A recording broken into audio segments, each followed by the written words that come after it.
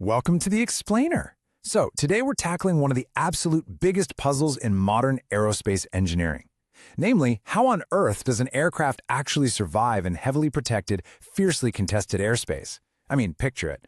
Enemy radars scanning every single inch of the sky, surface-to-air missiles locked and loaded.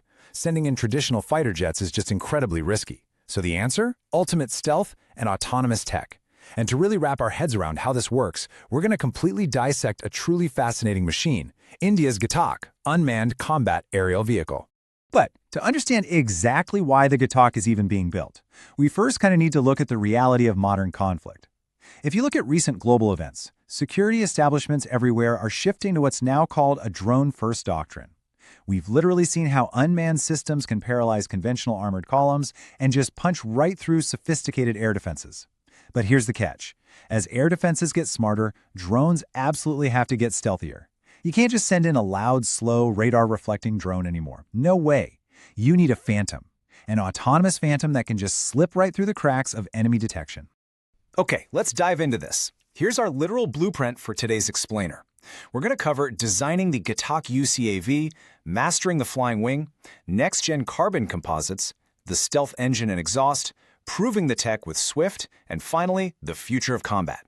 Section 1. Designing the Ghatak UCAV.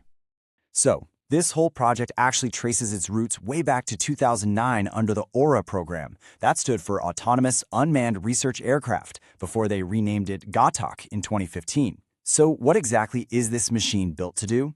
Well, the Ghatak is heavily optimized for deep strike missions. We're talking cruising at high subsonic speeds, right around Mach 0.9, way up at a 30,000-foot ceiling. But here's the really critical part. It has a staggering combat endurance of 5 to 8 hours, and it can carry a 1.5-ton payload of precision-guided munitions entirely tucked away inside its internal weapons bay, which means it can hunt high-value targets deep behind enemy lines for hours without refueling and without hanging any weapons on the outside where enemy radars could spot them.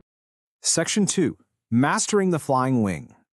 Let's move to the physical design and see how this builds out, because an aircraft's shape is really its very first line of defense against enemy radar. The Ghatak uses what's called a tailless flying wing configuration, and that means exactly what it sounds like. There is no distinct fuselage, no vertical tail fin, and no horizontal stabilizers. The whole shebang, the payload, the fuel, the engine, all the flight systems, they're just seamlessly integrated right into the main wing structure. Now obviously, stripping away the tail forces engineers to deal with incredibly complex stability and center of gravity management. It's like balancing a pencil on its tip. It requires immensely advanced flight control computers just to keep the thing in the air. But the aerodynamic and stealth payoff, totally worth it. Now, what's really interesting about this slide is this side-by-side comparison. Traditional tailed aircraft are just covered in sharp angles. You've got the vertical tail, the fuselage joints, the external missile pylons, and all of these act basically like giant mirrors for enemy radar. They create these glinting points that bounce a signal right back to the detector.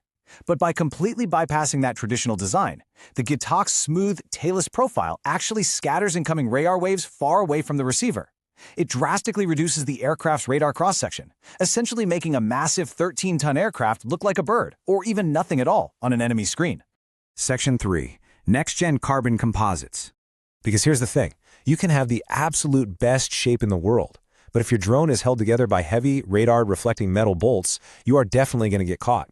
So to keep its agility and maintain that low radar signature, an astonishing 80 to 90% of the Ghatak's airframe is made out of carbon fiber prepreg composite. This is an indigenously developed, incredibly lightweight and exceptionally strong material that can be molded into really intricate forms. And when you're dealing with a maximum takeoff weight of around 13 tons, using this massive amount of composite material is really the only way to make sure the drone stays agile and aerodynamically efficient, especially when it's lugging around a heavy internal payload of bombs and missiles. And to make this already lightweight material even stronger, engineers are bringing in next-generation reinforcements, specifically epoxy resins enriched with carbon nanotubes. So the crucial point here is that these microscopic tubes drastically increase the overall toughness and stiffness of the airframe with practically zero weight penalty. And because of this, they can actually fabricate massive single-piece structural components. This is a real game-changer because it minimizes the need for metal fasteners, screws, or seams, guaranteeing that the exterior stays perfectly smooth and perfectly contoured to evade radar. Section 4. Stealth engine and exhaust. But evading radar is really only half the battle, right? If an aircraft runs too hot, it basically becomes a glowing beacon for enemy heat-seeking missiles. So propulsion for the Ghatak is going to be supplied by a highly specialized, non-afterburning, dry derivative of India's homegrown Kaveri engine. Expected to deliver somewhere between 46 and 49 kilonewtons of thrust, this engine is just perfectly tailored for a subsonic stealth platform. It purposefully sacrifices raw, blazing supersonic speed in favor of extreme fuel efficiency and, crucially, a lowered infrared footprint. Operating without that afterburner just dramatically drops the aircraft's heat output. But the engine itself is really just one piece of the whole heat management puzzle. Let's take a look at the internal geometry here. First, air enters the drone through serpentine intakes. These are curved, snake-like tunnels that literally hide the highly reflective, spinning fan blades of the engine from incoming radar waves. Pretty clever, right? Second, the air passes through that cooler, non-afterburning core we just talked about. And finally, the exhaust doesn't just blast out of a standard round pipe. Instead, it's dispersed via rectangular 2D exhaust nozzles. These nozzles flatten and spread out the hot air, mixing it really rapidly with the cool atmosphere outside. This suppresses the thermal signature and completely hides the drone from those nasty heat-seeking missiles. Section 5. Proving tech with Swift.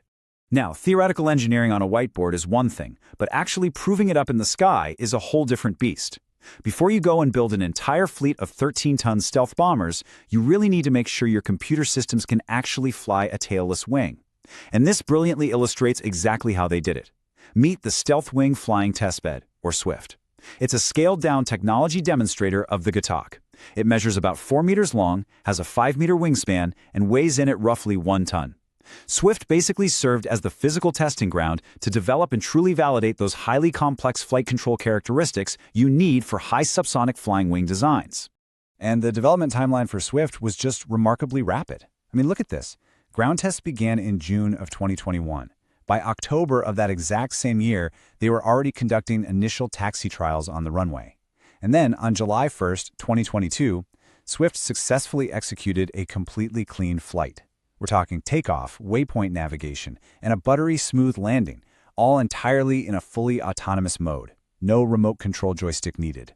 What makes these Swift tests so wildly impressive is just the sheer amount of indigenous tech packed inside this little airframe. It featured a custom 1-ton retractable landing gear from CVRDE, onboard sensor data fusion, and it actually used GAGN, which is a satellite-based augmented navigation system.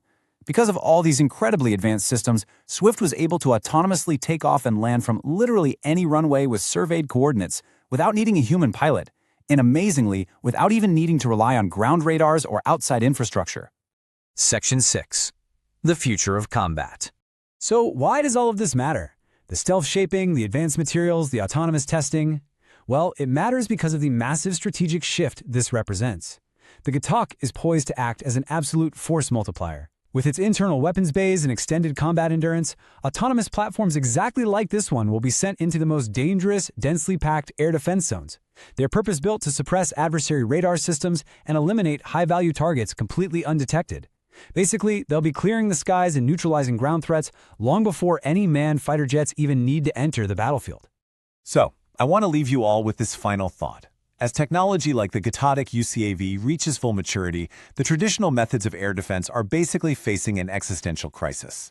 When an aircraft leaves zero radar signature, emits practically no heat, and thinks completely for itself, how on earth will heavily defended borders adapt to this new age of ultimate stealth?